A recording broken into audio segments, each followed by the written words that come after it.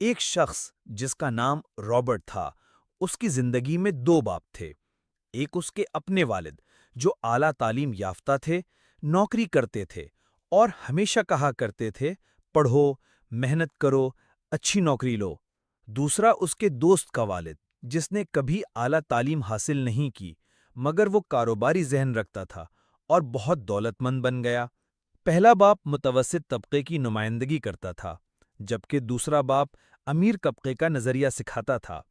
Robert دونوں سے سیکھتا رہا، دونوں نے اسے مشورے دیے، دونوں اسے زندگی کی سمت دکھانا چاہتے تھے، لیکن دونوں کی سوچ ایک دوسرے سے مکمل مختلف تھی۔ یہ کتاب انہی دو سوچوں کا فرق بیان کرتی ہے اور یہ بتاتی ہے کہ امیر لوگ پیسے کے بارے میں کیا مختلف طریقہ اختیار کرتے ہیں۔ پہلا سبق، پیسہ تمہارے لیے کام کرے۔ غریب اور متوسط طبقہ ہمیشہ پیسے کے پیچھے بھاگتا ہے، صبح سے شام تک نوکری کرتا ہے، تنخواہ لیتا ہے، بل ادا کرتا ہے، خرچ کرتا ہے اور مہینہ ختم ہوتے ہی پھر وہی چکر شروع ہو جاتا ہے۔ دوسری طرف امیر لوگ پیسے کو اپنے لیے کام پر لگاتے ہیں، وہ اثاثے بناتے ہیں، جیسے مکان جو کرائے پر چڑھ جائے یا کاروبار جس سے آمدنی آئے، ایسے اثاثے جن سے انہیں روز کام کیے بغیر بھی آمدنی ہوتی ہے۔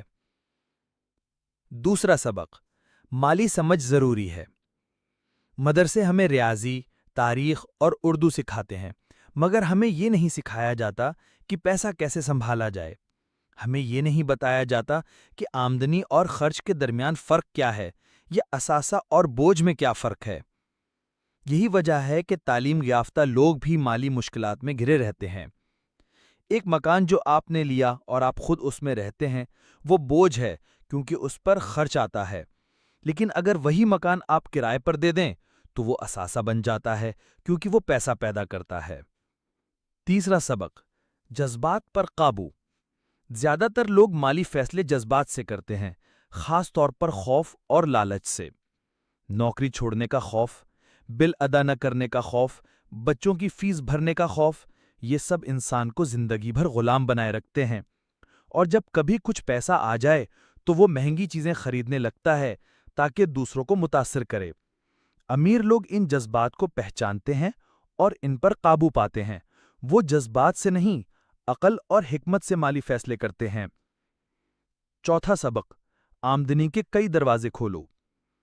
جو شخص صرف تنخواہ پر انحصار کرتا ہے وہ کبھی مالی آزادی حاصل نہیں کر سکتا، کیونکہ اگر وہ بیمار ہو جائے یا نوکری چھوٹ جائے تو آمدنی رک جاتی ہے۔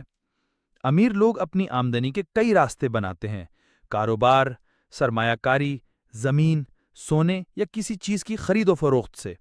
ان کے لیے آمدنی کبھی بند نہیں ہوتی۔ پانچواں سبق، سیکھنے کا عمل جاری رکھو۔ اصل تعلیم صرف سند لینے سے مکمل نہیں ہوتی، زندگی کے سبق عمل اور تجربے سے آتے ہیں۔ رابرٹ کہتا ہے کہ ہم غلطیوں سے ڈرتے ہیں، حالانکہ غلطیاں ہمیں سکھاتی ہیں کہ کیا کرنا ہے اور کیا نہیں۔ امیر لوگ سیکھنے سے نہیں گھبراتے، وہ مالی کتابیں پڑھتے ہیں، کاروباری لوگوں سے سیکھتے ہیں اور ہر موقع کو سیکھنے کا ذریعہ سمجھتے ہیں۔